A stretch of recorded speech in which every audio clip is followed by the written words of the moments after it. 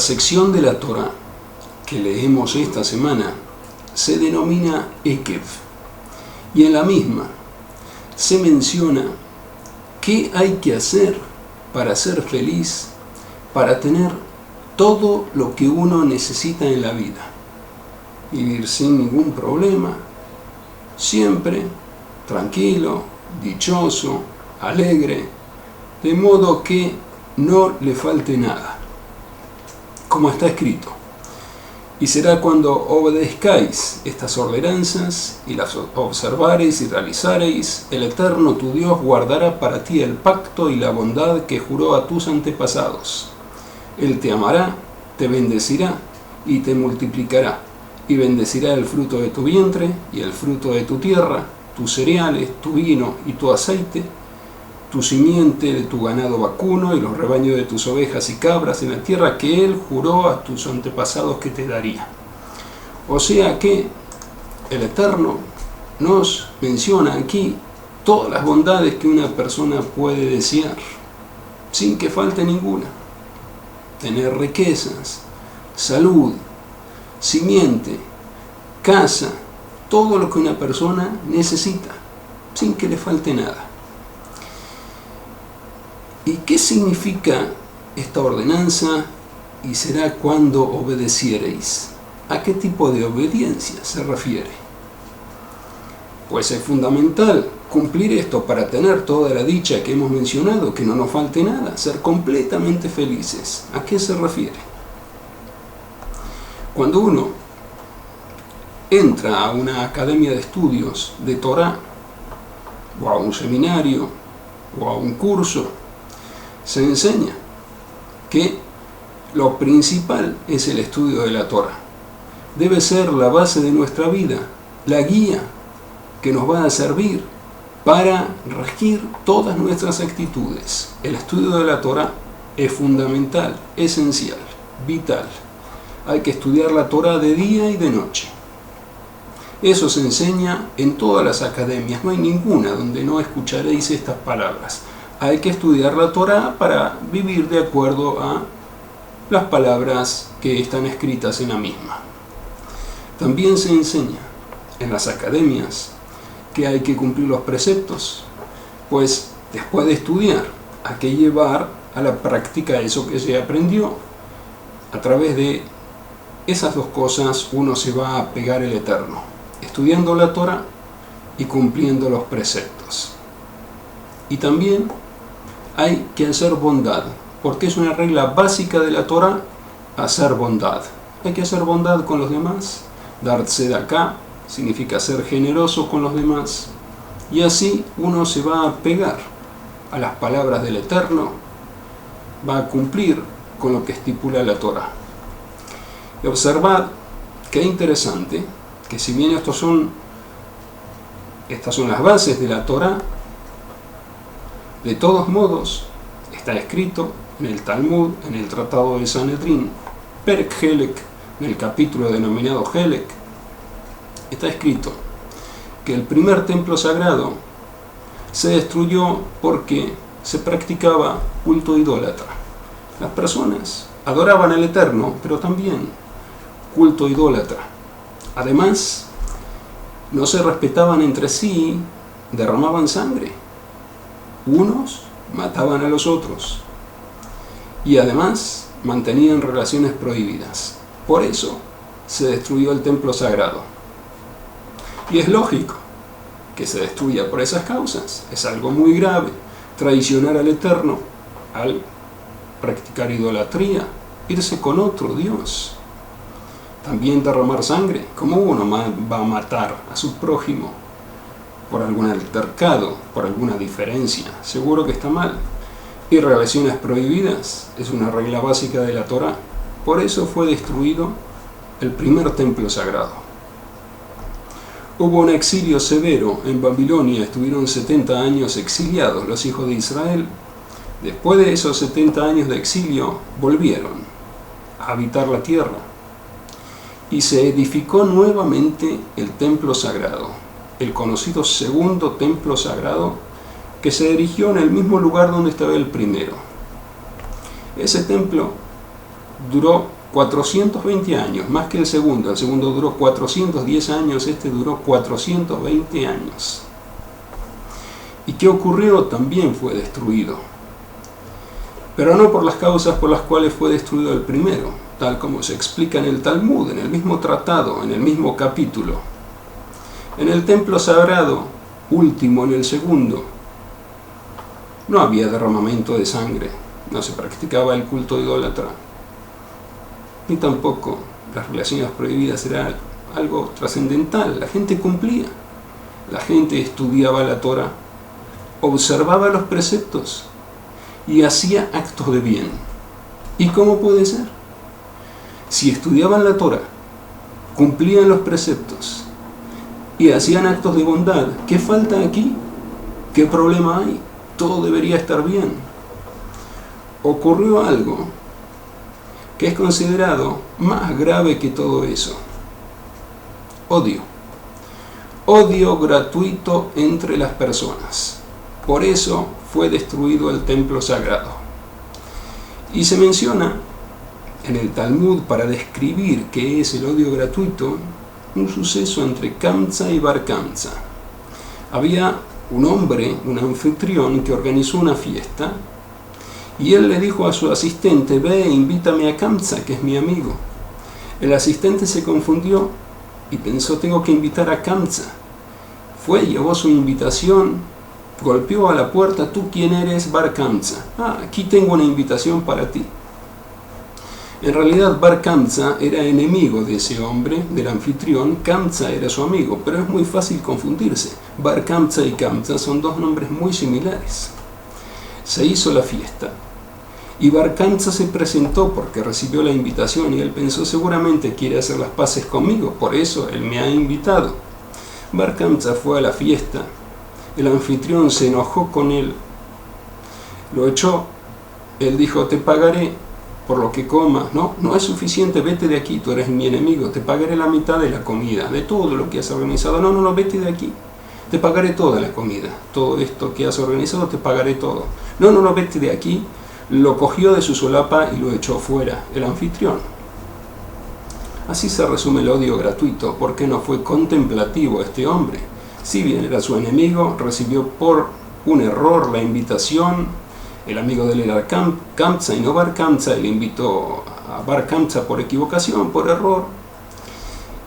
Pero de todos modos tendría que haber sido contemplativo, ya que estaba ahí. No echarlo de esa manera, humillarlo de esa manera. Sí, se ve el odio gratuito, pero ahí no termina la historia. Porque después se narra en el Talmud que Bar Kamsa se fue humillado de ahí y él pensó: si estaban los sabios presentes, había otras personas, ¿por qué no intercedieron por mí? Se ve que están todos en mi contra. Por eso se fue a el gobierno que dominaba en ese momento y denunció ante el gobierno dominante al pueblo hebreo que se ha rebelado contra ellos. Mandaron una ofrenda, él le hizo un daño a la ofrenda, la tornó inepta en el ojo, de modo que no se note ese daño, y así causó que el gobierno reinante se levantara contra los hijos de Israel y destruyera el templo sagrado, que finalmente fue destruido por Tito. Esto que ocurrió nos muestra qué es el odio gratuito. Todavía no lo entendemos muy bien. Vemos que un hombre fue humillado por otro, y también que este otro hombre, Bar Kamsa, pensó: estaban otros presentes ahí, no hicieron nada por mí. Por eso fue y denunció ante las autoridades, provocó la destrucción del templo sagrado. Para comprender qué hay encerrado aquí, debemos observar lo que explican los sabios en nuestra sección de la Torá, denominada Ekev, que es, como dijimos, una sección muy importante. Se menciona todo lo que necesitamos para ser felices. Y hemos dicho que las bases para cumplir la Torá, pegarse al Eterno, son estas tres: estudiar la Torá, cumplir los preceptos y hacer actos de bondad. Y dijimos que ahí, en ese tiempo de la destrucción del segundo templo, existía todo esto. ¿Por qué fue destruido? Por odio gratuito, Y ese odio gratuito se expresa en el Talmud a través de lo que ocurrió con Kamsa y Bar Kamsa. ¿Qué tiene que ver Kamsa aquí? Si el que provocó todo esto que ocurrió fue Bar Kamsa y el anfitrión. Aquí vemos una de las claves. Kamsa era el padre de Bar Kamsa y debía haber intercedido ante el anfitrión, pues era su amigo. ¿Por qué no dijo nada? ¿Por qué mantuvo silencio? Esa es una de las claves que debemos saber. Y los exégetas que explican la Torá nos dan más datos para comprender qué hay encerrado dentro de este concepto. Y será, si cumpliereis estos preceptos, estas ordenanzas, esta expresión, y será, que en hebreo es ekev, que por esa palabra, la sección que leemos esta semana se llama así, encierra muchos secretos que debemos saber. La palabra ekev está compuesta de 3 letras, y es sabido, los sabios han explicado en el libro Sefer Yetzirah, que lo escribió Abraham, el patriarca Abraham, el artífice de la bondad, el hombre más bueno que existió, le escribió ese libro, Sefer Yetzirah, y él ahí declaró: 2 piedras edifican 2 casas. Piedras en el lenguaje de la Cábala se denomina a una palabra o una letra. 2 letras edifican 2 palabras. 2 piedras edifican 2 casas, significa 2 piedras edifican 2 palabras. 3 piedras edifican 6 casas. 4 piedras edifican 24 casas. 5 piedras edifican 120 casas. 6 piedras edifican 720 casas. O sea, con 6 letras se pueden construir 720 palabras. El Génesis comienza con la declaración Bereshit. Bereshit significa en el comienzo. Si hay 6 letras en esa palabra, cambiando de lugar las letras, se pueden formar 720 palabras. En el caso en que ninguna letra se repite. Si se repite una letra, se forman menos palabras. Pero como ninguna letra se repite, en Bereshit, la primera palabra de la Torá, está escrita con 6 letras. Todas esas 6 letras son diferentes una de la otra. Diferentes 6 letras, por eso se pueden formar 720 palabras. Y siguiendo esta secuencia, vemos cuán grande es la cantidad de secretos que hay encerrados dentro de las palabras de la Torá. Si con 2 letras se pueden formar 2 palabras, con 3 letras se pueden formar 6 palabras, y así según la secuencia que hemos mencionado, con 6 letras se pueden formar 720 palabras, la cantidad de palabras que se pueden formar con las letras de la Torá es increíble, es impresionante, es muy grande. Por eso al final, después de declarar estas secuencias, en el Sefer Yetzirah, el libro que escribió Abraham, se declara lo que sigue después. Ni siquiera se puede pronunciar con la boca, porque son números tan altos que es muy difícil de pronunciarlos. Pero no es solo eso, pues sabemos que en el texto hebreo hay vocales. En la Biblia, en el rollo de la Biblia, no hay escritas vocales. Eso se recibió por tradición. Cada uno sabe las vocales de memoria, las recibió de sus ancestros o las aprende de un maestro. Hay 12 vocales. 12 signos con los cuales se vocalizan las palabras. Y colocando una vocal u otra, hace que esa palabra tome un sentido totalmente diferente. Poniendo una vocal, por ejemplo, va. Va significa vino. Bo, que es poniendo otra vocal que suena así. O significa viene. Y así se pueden cambiar los sentidos de las palabras, incluso con una connotación totalmente diferente, cambiando la vocalización solamente. O sea que hay 12 vocales que se pueden aplicar de diferente modo, y así se modifica el sentido de la palabra. Y también, además de las vocales, hay signos de entonación de las letras, que esos signos de entonación difieren de las vocales. Las vocales indican cómo se pronuncia la letra, pero dónde se la acentúa, dónde se marca la pausa, eso es a través de los signos de puntuación. y esos signos de puntuación hay muchos más que las vocales. O sea que imaginad, si con dos letras se pueden hacer 2 palabras, con 3 letras se pueden hacer 6 palabras, y así sucesivamente hasta con 6 palabras se pueden hacer 700, con 6 letras se pueden hacer 720 palabras, y de ahí en más los números son incalculables. Observad qué ocurriría si combinamos también las vocales. 12 combinaciones diferentes, de acuerdo a dónde situamos esas vocales también, si al principio, al final de la palabra, y además los signos de puntuación que indican el sentido que va a tener esa palabra, dónde se la debe acentuar, cómo se entona esa palabra, todo cambia el sentido. Si se lo coloca detrás de una letra, si se cambia el símbolo, hay infinidad de combinaciones dentro de las letras de la Torá. Por eso podemos aprender infinidad de conceptos a través de cada palabra de la Torá. La cantidad de sentidos que lleva dentro de sí cada palabra es inmensa. Por eso los sabios explicaron que esta sección Ekev, la palabra Ekev, que significa simplemente por cuanto, tiene encerrados un montón de misterios. El exégeta Rashi, a partir de los anagramas, cambiar de orden las letras, en español se denomina anagrama. Cambiar el orden de las letras y formar otra palabra. ¿Qué es esto que dijimos? Con 2 letras se forman 2 palabras, con 3 letras se forman 6 palabras, y así sucesivamente.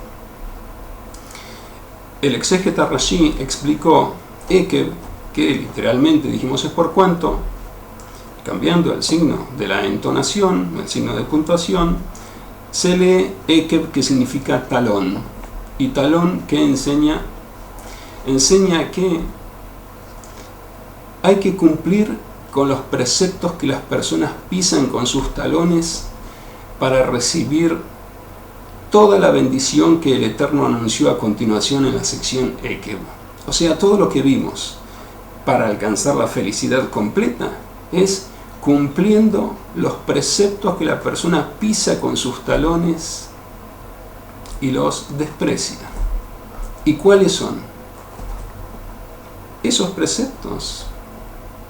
La base fundamental está indicada como hemos mencionado en el Talmud, en el Tratado de Sanedrín. ¿Por qué fue destruido el templo sagrado? Es la base. Una persona puede estudiar la Torá, puede cumplir todos los preceptos y puede hacer actos de bondad, puede repartir mucho dinero, hacer actos caritativos de bondad, va al hospital, va a acompañar a las personas. Cuando ve a una persona anciana, le lleva sus bolsas, puede ser una persona muy bondadosa, pero aún no está ni siquiera a la mitad de camino. Todavía no ha comenzado a cumplir con la Torá para ser feliz. Está cumpliendo los preceptos en forma fría para ser feliz y recibir todo esto que se mencionó aquí en la sección Ekev. A continuación, él necesita cumplir con esto que dijo el exégeta Rashi, los preceptos que la persona pisa con sus talones. Y aquí lo vimos en el Talmud. ¿Cuáles son? ¿Qué significa odio gratuito? Que es la base de toda la rectificación, lo que causó la destrucción, lo que debe ser enmendado, lo que dejamos de cumplir pisándolo con nuestros talones. Es decir, ser considerados con las demás personas. Eso es lo que debemos hacer para realmente cumplir con la Torá. Y no ser fríos, cumplir fríamente con un precepto. Llega la hora del Shabbat, dejo de trabajar porque hay que hacer el Shabbat, así la Torá lo dijo. Hay que ayudar a las personas, hay que hacer bondad, ayudo a las personas. Con frialdad. Pero eso no es el cumplimiento de la Torá en todo el conjunto, todo lo que se requiere con nosotros. Se requiere que pongamos el alma también, que cumplamos los preceptos que pisamos con nuestros talones, y son estos: considerar a las demás personas. Es decir, no hay que pretender someter a las demás personas a nuestra voluntad. Nosotros queremos solucionarles la vida a los demás. Por eso queremos que él haga tal cosa. Por ejemplo, una persona que aún no trabaja, ¿Y por qué tú no trabajas? Aquí te voy a conseguir un trabajo. ¿Tú quieres trabajar? No pidió trabajar, no. Pero tú quieres trabajar, mira cómo vives. Yo te voy a conseguir un trabajo. Ven aquí, mañana a mi despacho te voy a conseguir un trabajo. Y hace los contactos, teléfonos, muchos contactos que él tiene. Ven aquí a mi despacho. Pero él no se lo pidió. ¿Por qué uno tiene que imponer su voluntad contra el otro que no le pidió nada? ¿Por qué él no trabaja? Si él realmente lo quiere ayudar, tiene que averiguar qué le ocurre, por qué no trabaja, cuál es el problema que él lo angustia tanto, por el cual no puede trabajar. ¿No sabe que él tiene un problema? Él quiere solucionarle la vida. ¿No trabajas? ¿Por qué no trabajas? Yo te voy a conseguir, te voy a ayudar. Pero eso no es posible. Cualquier persona trabaja si quiere. Va a conseguir un trabajo que cuesta más realizarlo, de un poco de menor calidad, que hay que limpiar, un trabajo que no es tan honorable, pero cualquier persona está en condiciones de trabajar. Si este hombre no trabaja, ¿por qué? ¿Qué le ocurre? ¿Qué problema tiene? ¿Por qué está angustiado? ¿Por qué no puede mantener 9 horas de trabajo? ¿Por qué no se puede mantener trabajando 9 horas? ¿Qué le ocurre? ¿Por qué no tiene estabilidad emocional? Todo esto la persona no lo considera. Yo te voy a conseguir un trabajo, te voy a ayudar. No lo está ayudando, lo está destruyendo más, porque no sabe qué le pasa. Y así para todo asunto. Un hijo cuando no quiere estudiar, tú te voy a conseguir un colegio mejor, pero hay algo detrás de eso. ¿Por qué el hijo no quiere estudiar? Hay miles de situaciones en la vida que el otro no las quiere hacer y uno quiere imponer su voluntad y lo quiere obligar a hacer lo que uno quiere que él haga, pero eso no es lo que él quiere. Y además que él no quiere hacer eso, hay algo que lo está martirizando, porque si no, él no hace lo mismo que lo que hace toda la sociedad. Por algo es. Hay algo que lo martiriza, que lo mortifica, y eso es lo que él necesita que se le solucione. Y él no lo cuenta porque es algo íntimo, que no lo puede contar. Es algo diferente a lo que ocurre con los demás miembros de la sociedad. Hay niños que fueron maltratados por sus padres, y eso no se cura. Hay padres que se separaron, hay padres que gritaron en el hogar, que arrojaron cosas, arrojaron de la mesa objetos al suelo, cerraron la puerta violentamente, y eso el niño lo vio y quedó traumado. Y como ahora, si bien pasaron 20 años y el niño se desarrolló y aprendió a vivir dentro de la sociedad, no está curado. Dentro de él hay un mundo destruido y él está destruido. Es lógico que ahora no se pueda concentrar en un trabajo 9 horas. Y como uno quiere imponerle, no, te voy a conseguir un trabajo, ¿por qué no trabajas? Pero el mundo de este joven ahora no está solucionado. Y cómo uno quiere pretender someterlo ante su voluntad. Ahí comenzamos a entender. ¿Qué es esto? ¿Qué es? ¿Qué es odio gratuito? Odio gratuito es querer imponerse, querer imponerle al otro lo que uno quiere, someterlo al otro a su propia voluntad. Uno piensa, no, lo quiero ayudar. Y uno mismo considera, sí, lo quiero ayudar, pero en realidad no lo quiere ayudar. Su subconsciente lo quiere someter. Quiere que él haga su voluntad. Como él piensa que eso es lo correcto, lo quiere someter al otro para que haga lo correcto. Falta el respeto. Él no considera lo que le ocurrió al otro y ahí lo está destruyendo más. En vez de ayudarlo, le está poniendo un pie encima. Lo está pisando con sus talones. Y eso debemos corregir. Debemos corregirlo, ser considerados con los demás. Nosotros debemos ser considerados con los demás. Esto es lo que nos enseña nuestra sección a través de estas 3 letras, Ekev. Si nosotros observamos todos los anagramas de esta palabra, Ekev, con sus diferentes puntuaciones, vamos a aprender todo lo que tenemos que hacer para entender a nuestro prójimo y no pisarlo, no hundirlo más del hundido que él está. Parece que no, parece una persona normal, pero ¿qué sabemos que hay dentro de él? La situación que pasó en su niñez, en su juventud, o quién sabe qué le ocurrió. Un día que desapareció, nadie sabe qué le ocurrió. quizá fue secuestrado, quizá vivió algo que no se puede contar, algo terrible, y quedó traumado a partir de ese momento. Uno no sabe qué ocurre con la otra persona, por eso debe estar siempre dispuesto a ayudar, no pisar con los talones, aunque verdaderamente uno está convencido, no, él tiene que ser como los demás, pero eso es lo que uno quiere, no lo que él quiere, y de acuerdo a lo que necesita. A través de los anagramas de Ekev, que Ekev está formado por 3 letras, como dijimos, entendemos todo. Básicamente, para nuestro asunto, esto que dijo el exégeta Rashi. Como él mismo dijo, este exégeta dijo, yo no vengo a explicar disertaciones de la Torá, no, yo vengo a explicar el sentido llano. Lo que él hizo fue explicar el sentido llano, lo mínimo que se debe hacer para entender el versículo de una forma llana. Y si bien a veces citan enseñanzas del Midrash o del Talmud, que son disertaciones, es para explicar el sentido llano. Y aquí enseñó esto que hemos mencionado de la palabra Ekev, que significa literalmente por cuanto, ¿no? Puntuándola o vocalizándola de manera diferente, o puntuándola con signos de entonación diferentes, se lee Ekev, que es talón. Y a partir del talón aprendemos. Si queremos toda esta bendición, debemos cumplir con los preceptos que uno pisa con sus talones, que pasa por arriba. Y voy a mencionar, como dijimos, ahí de los anagramas, cambiando de orden las letras, aprendemos todo. Por ejemplo, Baal HaTurim señala que Ekev, otro de los anagramas, moviendo las letras del lugar, se forma la palabra Keva. Keva significa fijo, que hay que estudiar en forma fija la Torá, no un día sí, no un día no, estudiar. Pues estudiando la Torá uno va a comprender cómo actuar con su prójimo. Hace falta poner alma, como dijimos, no solo el estudio frío, el cumplimiento frío.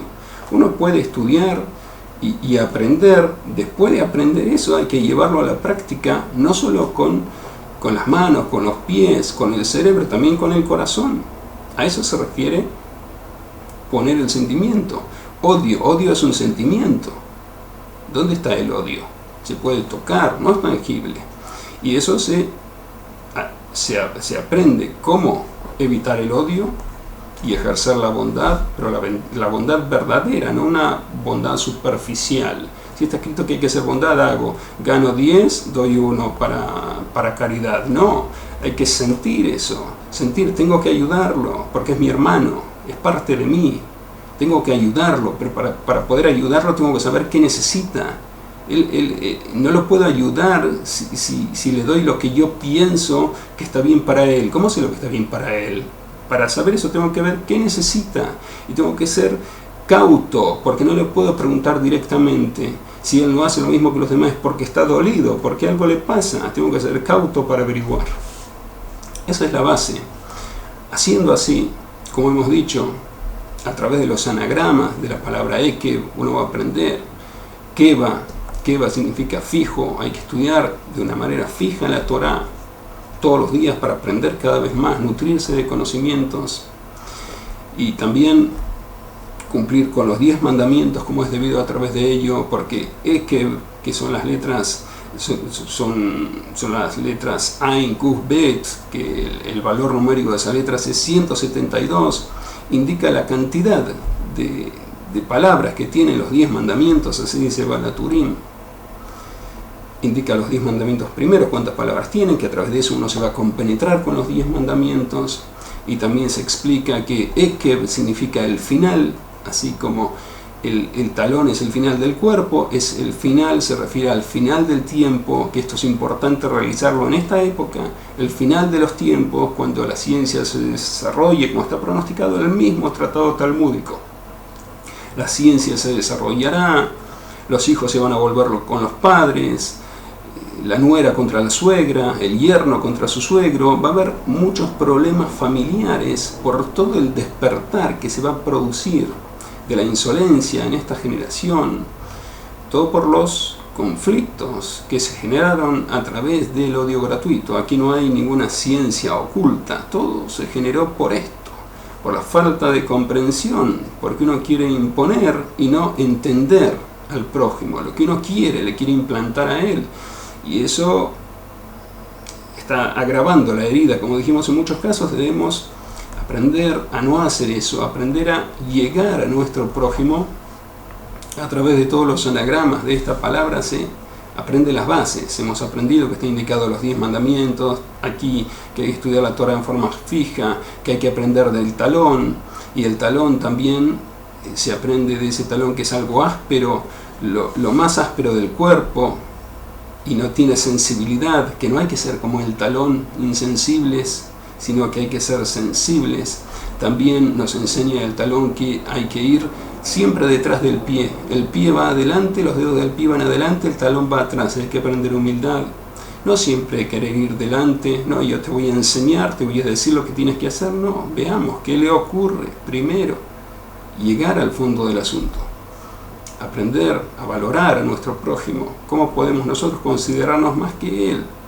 Quizá él es mucho más valioso que nosotros, solamente que tuvo una desgracia en la vida que lo traumó y quedó así por eso. No lo dice, vive como todos, pero tiene un problema muy serio y uno quiere pisarlo sin darse cuenta, sin querer.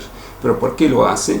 Porque le falta a esa persona sentir, compenetrarse realmente con la esencia de la Torah. Está cumpliendo los mandamientos en una forma fría aún, le falta madurar, le falta que su corazón esté con él en el cumplimiento de los 10 mandamientos, en su apego a Dios, a la Torah de Dios. De este modo, aprendiendo a desarrollar uno mismo sus cualidades emocionales, sus sentidos, su capacidad de comprensión al prójimo, va a lograr rescatar la esencia de esta palabra que lleva el nombre de nuestra sección, esa palabra Ekev, que nuestra sección es llamada así Ekev.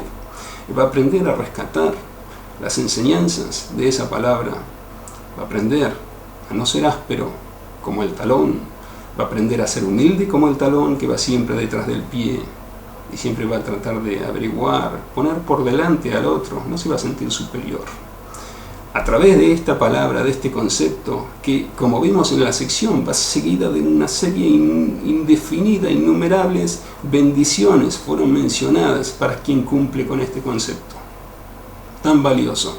Una persona que se compenetra con eso, seguramente va a lograr la felicidad, una felicidad eterna, una alegría eterna que nadie ni nada le va a poder quitar. Todo esto se aprende de nuestra sección, del título de nuestra sección, el concepto esencial que nos va a llevar a ser personas felices, dignas, dichosas y que nada nos falte por la eternidad.